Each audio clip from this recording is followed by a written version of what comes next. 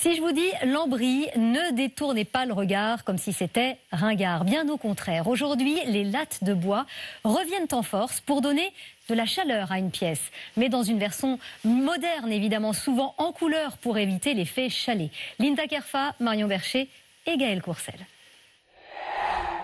Donc là, on arrive dans le salon où on a monté le mur en lambris.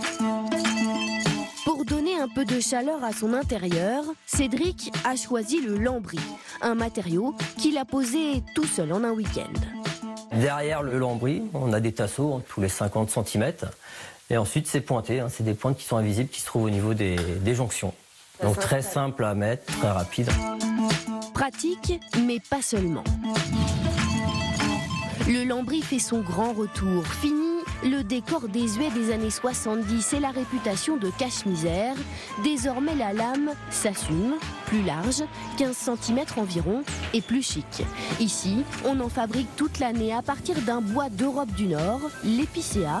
25 coloris sont disponibles, ainsi que différentes finitions.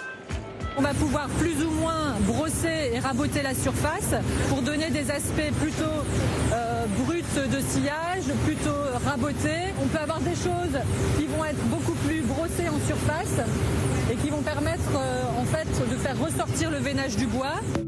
Comptez entre 20 et 50 € le mètre carré, un lambris à poser dans le salon, dans la salle de bain ou la chambre à coucher et qui inspire même le mobilier.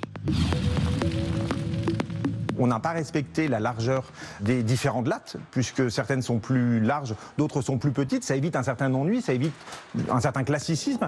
Du lambris qui ne cesse de se réinventer en chêne ou en noyer, une lame de fond à ne pas rater.